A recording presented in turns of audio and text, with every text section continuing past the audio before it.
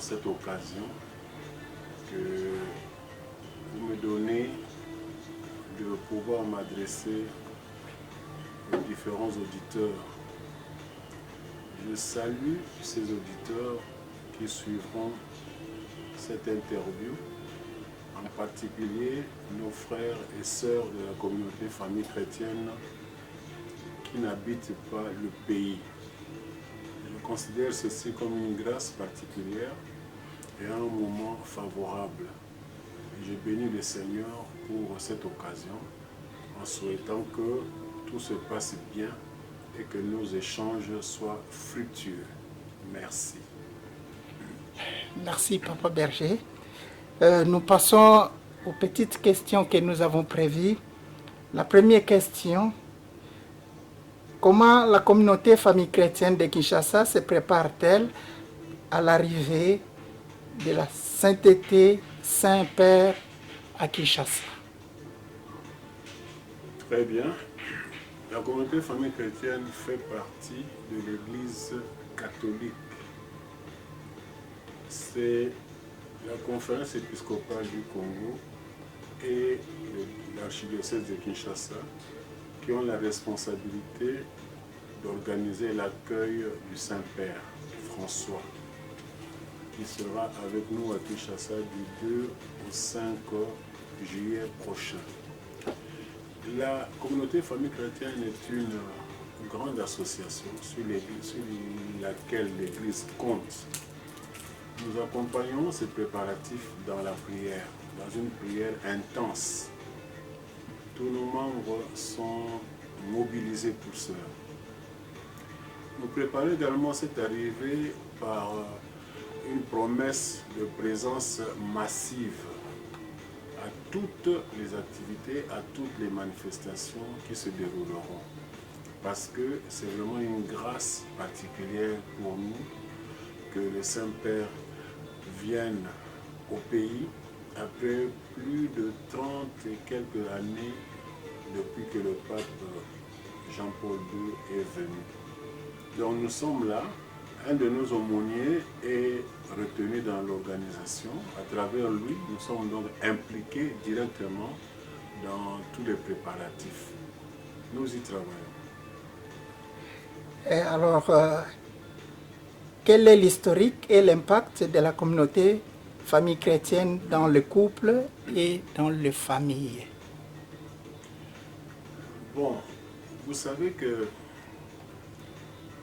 avec notre Dieu, rien ne se fait au hasard.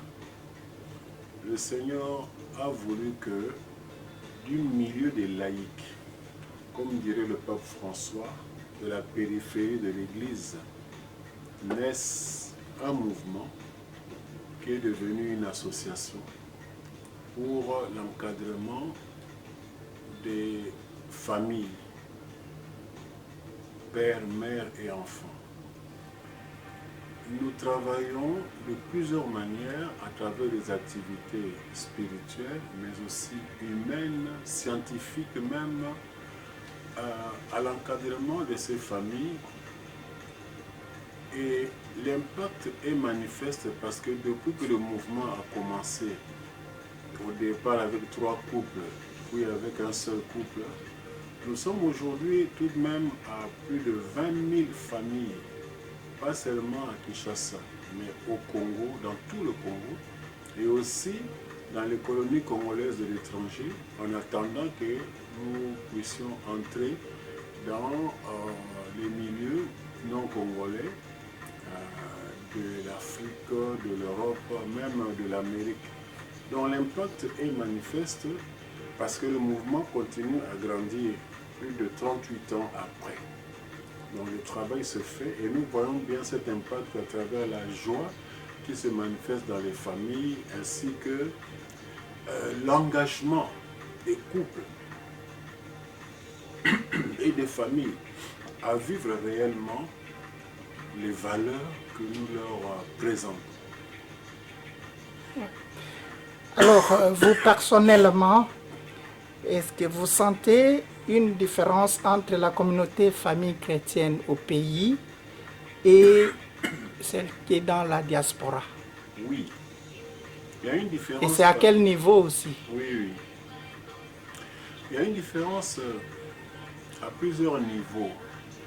Notamment, la vie au pays n'est pas tout à fait la même pour un couple congolais qu'à l'extérieur du pays. Vous savez, au pays, nous sommes portés par nos traditions, nous sommes portés par des valeurs que nous avons reçues de nos parents, de nos grands-parents. Et le milieu africain en général est un milieu qui soutient et qui protège la famille. Quand un Congolais va à l'extérieur, il trouve d'autres réalités. Parlons particulièrement de l'Europe ici. La conception de la famille n'est pas la même. La situation de la famille est perturbée. Et il faut que nos couples ici, nos familles ici, s'adaptent à ces réalités tout en préservant l'essentiel qui est la stabilité de la famille dans le contexte de la parole de Dieu. Ce qui n'est pas évident, ce qui est vraiment difficile. Mais nous sommes fiers de ce que ces couples de la diaspora, comme vous dites, continuent effectivement ce combat de la préservation, de la défense et de la promotion des valeurs familiales à travers leur engagement chrétien. Parce que finalement, c'est ça qui est le plus important. C'est notre engagement chrétien qui ne tient pas compte des petites différences locales et qui, pour l'essentiel, concerne le message évangélique que nous devons défendre et propager. Oui, alors quels sont les conseils que vous pouvez donner à ces couples-là de la diaspora, là où il y a vraiment beaucoup de problèmes au niveau de famille, il y a toujours des disputes par rapport à des réalités sur terrain. Au niveau des enfants aussi, il y a toujours des problèmes parce que les réalités, peut-être du point de vue financier, peut-être du point de vue matériel et autres, et voire même spirituel, ça divise un peu. Et quel conseil que vous allez donner en tant que notre papa, doyen de couple? Oui, le premier conseil consistera à rappeler qu'il est possible de continuer à vivre ce message évangélique sur toutes les latitudes et face à toutes sortes de problèmes. Le message évangélique, il est éternel. Maintenant, il y a des situations particulières. Il y a la vie du couple qui a un autre rythme que le rythme africain. Ce n'est pas un problème. C'est vrai qu'un mouvement qui naît en Afrique, venir en Europe, venir en Amérique, peut poser des problèmes au niveau de l'organisation des activités, au niveau de la vie concrète. Mais pourquoi est-ce que les mouvements créés en Europe, en Amérique, ont pu s'adapter à l'Afrique? Pourquoi pas l'inverse? L'inverse est possible. Il suffit pour cela de savoir distinguer l'essentiel et l'accessoire. L'essentiel, c'est que le couple doit rester uni. Le couple ne peut pas se séparer. Le couple doit vivre dans la transparence, dans la vérité. Alors ils doivent être portés par des activités communes, organisées, sans déranger le rythme du travail par les responsables. En ce qui concerne les enfants, c'est vrai, les enfants ici n'ont pas le même encadrement que chez nous en Afrique. Les enfants ont plus de tendance à une liberté et même à un certain libertinage, compte tenu de ce qu'ils apprennent en dehors de la maison. Nous avons créé depuis quelque temps un mouvement issu de la famille chrétienne qui s'appelle GEFAC, c'est-à-dire Jeunesse de la famille chrétienne, qui est dirigé entièrement par les enfants, sans interférence directe des parents. Il faudrait que, même dans nos milieux ici de la diaspora, que les parents osent faire confiance aux enfants pour les laisser organiser ces mouvements à leur manière, tout en respectant les valeurs fondamentales que défendent les parents. En ce moment-là, ils le feront en vivant à leur rythme, en vivant selon leur conception.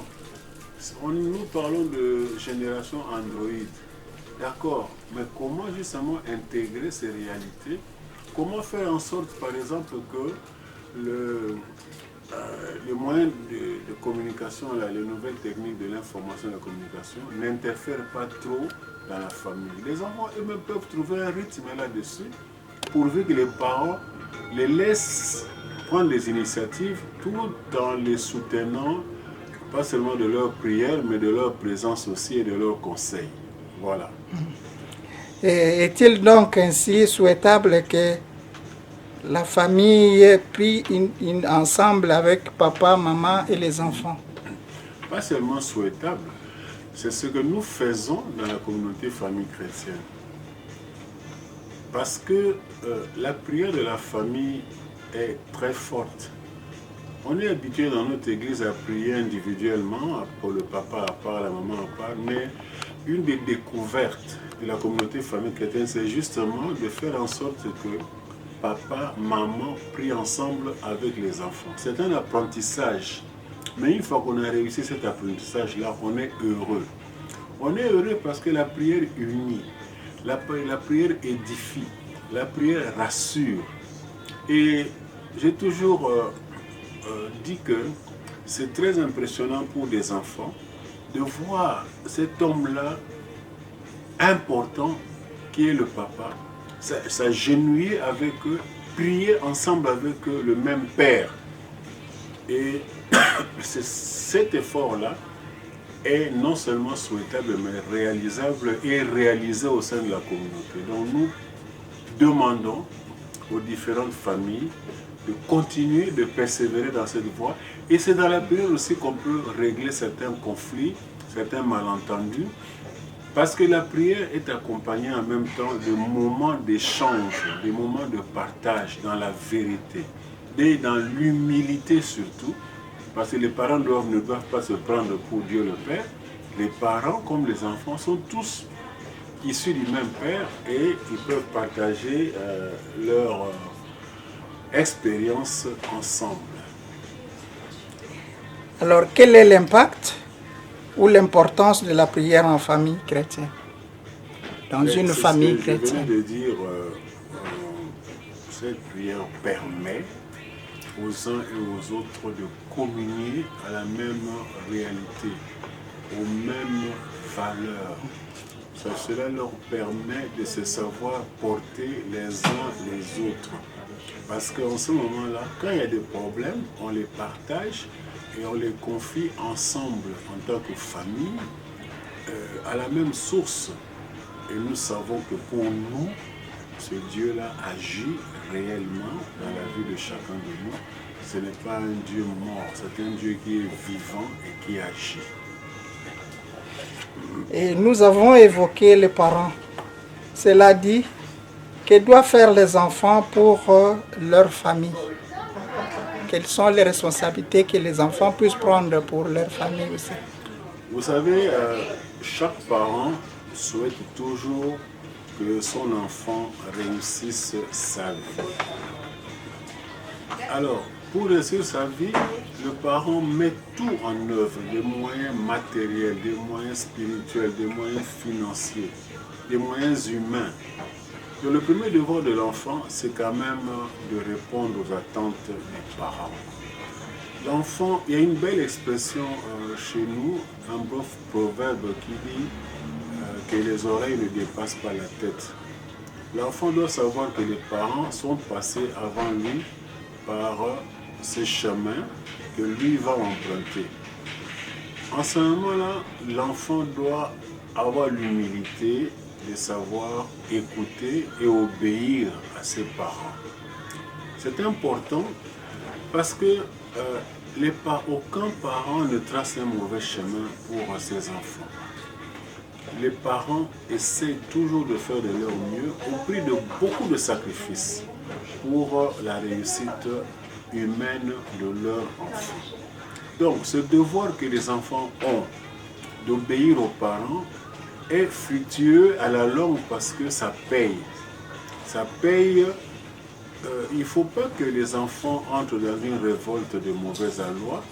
Il ne faut pas que les enfants entrent dans un esprit de soupçon contre les parents, parce que la vérité, c'est que les parents essayent généralement de faire de leur mieux pour faire que les enfants... Et c'est une fierté pour chaque parent de voir que son enfant, que ses enfants ont réussi. Donc voilà, le premier devoir de l'enfant, c'est celui-là. Et c'est aussi de porter les parents dans la prière, parce que dans le monde d'aujourd'hui, la vie des parents n'est pas du tout facile. Pas du tout facile, que ce soit au pays, que ce soit à l'étranger, les parents souffrent. Ils doivent faire de gros sacrifices, de grands sacrifices, en renonçant souvent à leurs propres droits pour que la famille puisse être heureuse, puisse réussir. Est-ce qu'il y a-t-il aussi des structures qui sont prévues dans la famille chrétienne pour encadrer les enfants? Oui. Mais lesquels par exemple? Je venais de le dire, avant tout c'était une commission d'encadrement des enfants de la famille chrétienne dirigée par les parents. Maintenant, nous avons créé un mouvement de jeunesse que nous avons dénommé Jeunesse de la famille chrétienne. Et ce mouvement-là est en train de s'implanter. Il est dirigé totalement par les enfants eux-mêmes. Et les parents sont en arrière-fond pour les encadrer, mais c'est eux-mêmes. Le président de ce mouvement est un jeune célibataire, comme tous les jeunes. Et on les appelle les grands jeunes. Et il est en train de faire une implantation des structures un peu partout, au niveau diocésain, au niveau paroissial, un peu partout, pour que le mouvement puisse agir. Et ce mouvement est déjà reconnu au niveau de l'archidiocèse de Kinshasa, qui est l'archidiocèse de départ. Et petit à petit, il va s'implanter partout. Et nous espérons également, dans les communautés et familles chrétiennes de la diaspora, ce mouvement pourra également s'implanter prochainement. Oui, mais dans la vie, avoir une famille stable, c'est-à-dire une famille là où on trouve la paix, l'amour, et certes, c'est le vœu de chacun de nous.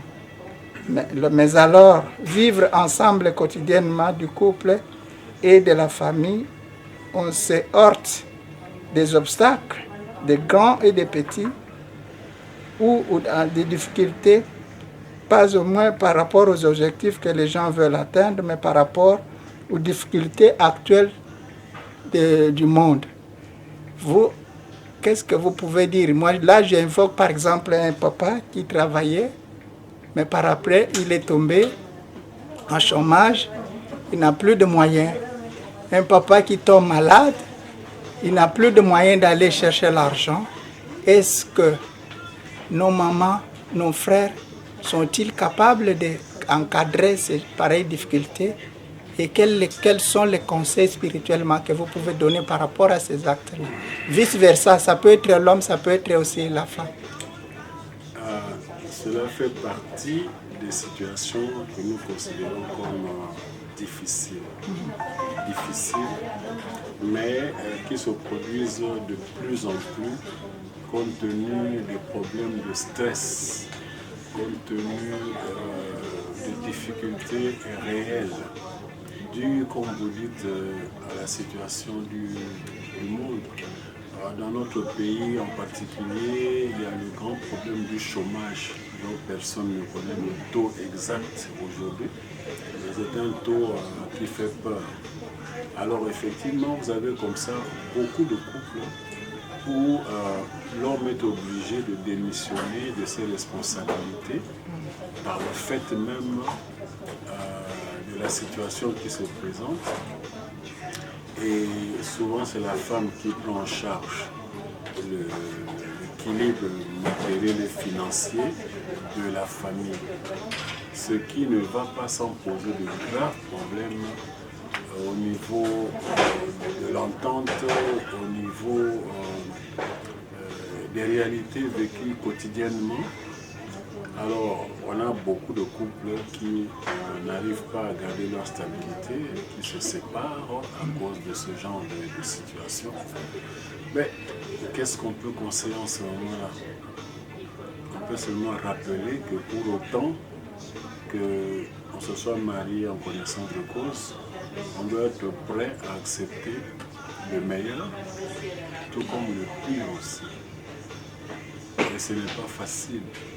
Ce n'est pas facile, mais il y a beaucoup de beaux témoignages quand même que nous connaissons d'un conjoint qui continue à s'occuper de sa conjointe ou l'inverse, comme vous avez dit, quelle que soit la situation, où ils essayent de tenir le coup ensemble, en se débrouillant, tant bien que mal, et finalement, où ils arrivent à prouver que l'amour est quand même au-dessus de toutes les difficultés qui peuvent être rencontrées. Et quand l'amour est là, ces difficultés peuvent être gérées d'une manière responsable. Oui, mais à propos de l'Institut supérieur de la famille, il était dans la liste des institutions non valides selon le ministre de l'Enseignement supérieur et universitaire. Qu'en est-il aujourd'hui? Oui, c'est un fait regrettable, totalement regrettable, que l'Institut supérieur de la famille du couple ait été repris sur cette liste-là. Apparemment, c'est dû simplement à une méconnaissance du rôle de cet institut. C'est quand même le seul institut en Afrique centrale qui s'occupe de former les conseillers conjugaux et familiaux et qui organise des activités pour l'équilibre de la famille. Nous avons eu des contacts utiles avec le ministre de l'Enseignement supérieur qui nous a garanti que cette erreur-là sera corrigée assez rapidement, étant donné l'impact du travail que produit cet institut. Regardez, on vient d'organiser par exemple un symposium sur la famille, ensemble avec l'université catholique du Congo. On vient d'organiser une rencontre importante sur la grave question de la dot. Mais on est les seuls qui peuvent faire ça comme ça. Le ministère de la Justice était représenté, le ministère de la Famille était représenté. Donc, considérons ça comme un incident de parcours et que dans les jours à venir, dans les semaines à venir, cette erreur pourra être réparée et que nous pourrons continuer notre mission au niveau de l'Institut supérieur de la famille et du couple. Alors, il y a une question, c'est par rapport à la collaboration d'ENA, le Forex. Peut-il être en contact direct avec le discernement ou le BCP qui peut prendre les contacts avec le discernement, ou soit ils peuvent aller directement contacter le Forex pour avoir un peu de précision par rapport à cette situation? Bon, l'association est organisée. Nous avons pas seulement les statuts, mais également un règlement d'ordre intérieur qui organise ce genre de questions en respectant la hiérarchie. Un noyau d'affermissement est créé par le discernement sur demande de responsables locaux que sont le berger de communauté locale, le berger coordinateur de poule, qui font rapport et le discernement approuve. Donc, suivant le parallélisme des formes, le contraire se passe également de la même manière. Avant que le discernement dissolve un noyau d'affermissement, les choses doivent être vérifiées au niveau local par les responsables à travers la structure Forex, qui est la commission de formation, de réflexion et d'expansion, dont c'est les attributions. Donc voilà comment les choses doivent se passer, et jamais dans l'anarchie, jamais dans le désordre. Mais je crois qu'il y avait une question qui m'a été demandée. Est-ce que vous pouvez estimer un peu partout dans le monde la famille chrétienne, la communauté famille chrétienne est représentée dans combien de pays par rapport à 5 continents? Alors, je dis au pays, nous sommes dans tout le pays. En Afrique, nous sommes en Afrique du Sud, dans plusieurs villes, en Angola, à Luanda, Cabinda, Congo-Brazzaville, à Pointe-Noire et bientôt à Brazzaville. Nous venons de remettre les pieds au Gabon, à Libreville.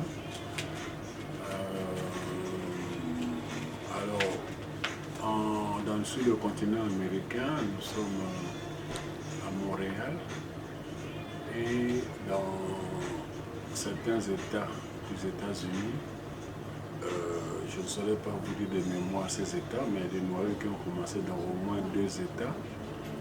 Alors, sur le continent européen, nous sommes en Belgique, à Bruxelles,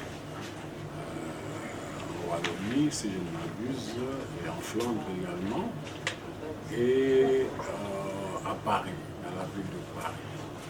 Voilà un peu ce que représente notre présence à travers le monde.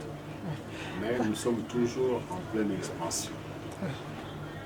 Alors, votre dernier mot, dernier conseil qui donne un peu la joie, vraiment là, on n'a même pas l'envie d'arrêter cette interview, mais sinon, on vous demande le dernier mot en lingala, en français aussi, et ceux qui aiment bien la langue lingala aussi.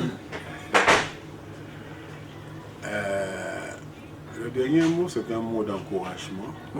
Ce que nous faisons vaut la peine d'être fait. La preuve, c'est que cela tient le coup depuis 38 ans. C'est difficile, vous savez, pour une association de Congolais, de tenir comme ça 38 ans sans se diviser, sans se disputer, en continuant à marcher sur le même fil. Alors, quand nous voyons également les effets que cela produit sur les familles, nous ne pouvons que dire gloire à Dieu et demander que chacun de nous persévère. Parce que en faisant ce travail, nous récoltons nous-mêmes aussi les fruits directement. Alors, on a ici bandeko nyonso mbote mingi pe na toni bango botondi penza na mosala bazali kosala na ndenge bazali komipesa na mosala ya Nzambe po te manso maleka malamu. Ezali mosala ya ntina penza po libota lelo ezali eloko ya motuya na miso ya eklesia. Toyeba te awa toza kosala mosala wana Nzambe mpe azali komona mpe litomba eza kokwelaka libota moko na biso. Nkolo ye moko apambola bino, abatela bino, mpe asala te bolingo na ye, esengo na ye, kimia na ye ezala na moko na bino, na kati ya mabota, na kati ya mitema. Nzambe azwa lokumu.